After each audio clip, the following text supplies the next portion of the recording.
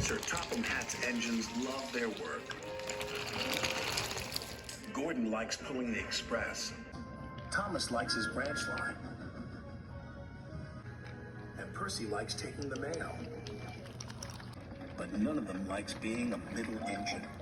It's no fun being stuck in the middle.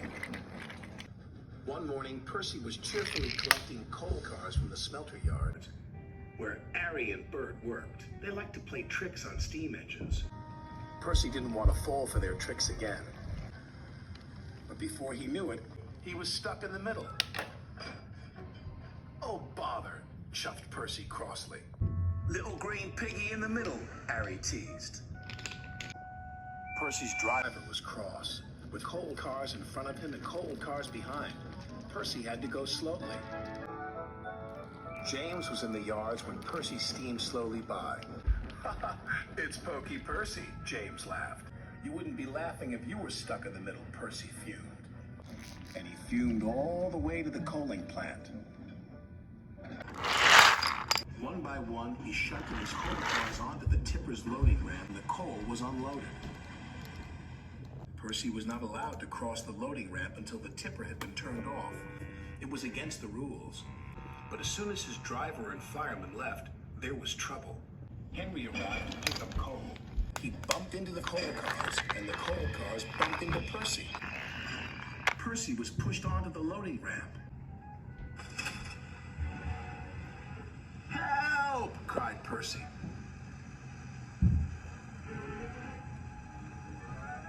Percy was hoisted up,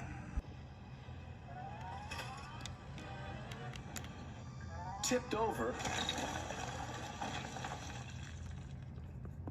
and brought back down again.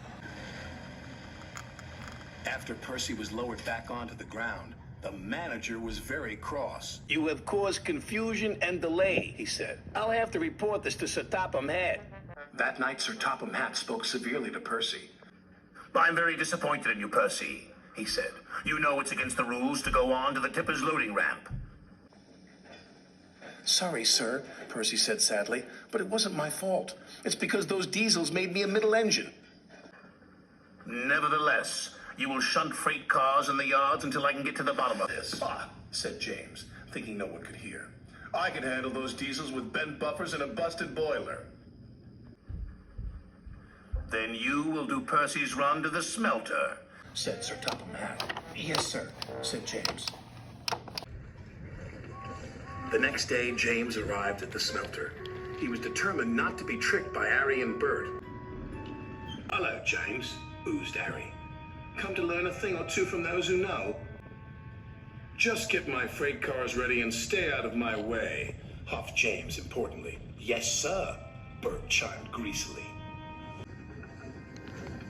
James cheerfully backed up to his freight cars. He was certain he had fooled Harry and Bert, but he was wrong. "Little red piggy in the middle," chortled Harry. "Just like Percy," jeered Bert. "I am not like Percy," huffed James. "I'm not a middle engine, and I'm not moving." And he didn't. When Sir Topham Hatt heard the news, he sent Percy to fetch James. This made Percy happy. He buffered up to James and took him, along with all the freight cars, to the docks.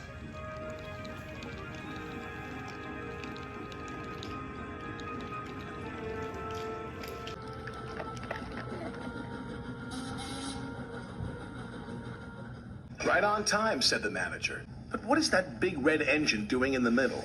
"Learning," Percy replied. "Learning what?" "Learning to be a middle engine," Percy laughed. James covered himself in steam, hoping no one would recognize him. But it was no good. There was only one big red engine on the island, and everyone knows his name is James.